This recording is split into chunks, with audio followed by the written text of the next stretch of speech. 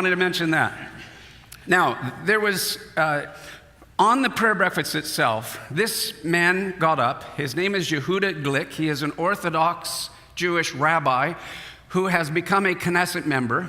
He is very well known around the world that he keeps saying, right now in the Temple Mount, only Muslims are allowed to go and worship and pray there.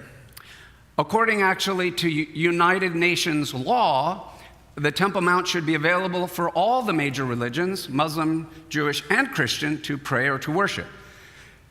So that's according to law. But reality is only the Muslims are allowed. So anyway, Rabbi Yehuda Glick will keep walking up to the Temple Mount because he wants to pray.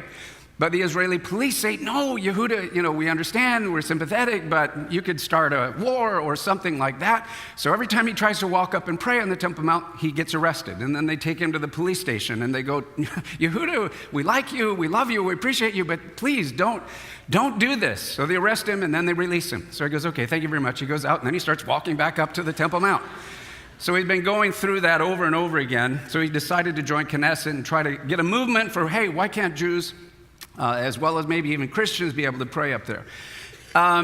So he came to greet us, an Orthodox Jewish rabbi, and he was so excited. He was only supposed to talk for 2 minutes. He went on for about 15 minutes, and he was going around, and he was very loud and very boisterous, and he goes, I am so happy to see all of you Christians from 70 nations around the world to be in Jerusalem to pray for the peace of Jerusalem. Welcome. We love you. We've been waiting for you for 2,000 years. He said because Isaiah the prophet, actually this goes back 2,700 years, in Isaiah chapter 2, said that when the King, Messiah, comes, all the nations of the earth will flow into Jerusalem and worship the Lord, and from there the word would go forth. He goes, so here finally you are. Welcome. We love you. And this is a new day and age where God is bringing us together for such a time as this. So then he finally goes and sits down. Everybody's kind of like, wow, he was very boisterous and loud and emotional and like, he liked us. I mean, that's kind of cool. And immediately afterwards, Anne Graham Lotz got up to speak.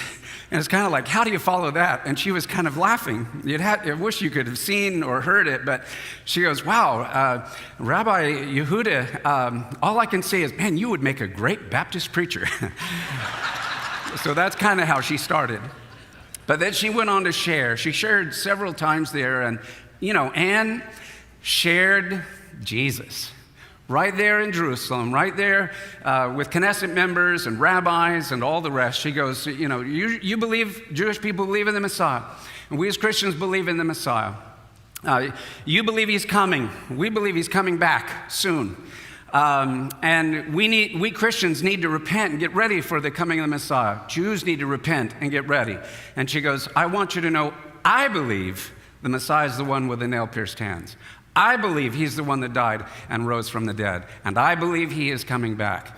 And so anyway, it was very interesting sharing that in that kind of a circumstance, but it was Yehuda Glick that right after that, where you're kind of like, well, how are they going to receive this? He got up. And he just smiled. He said, welcome. So it was just an incredible time that we had to be there.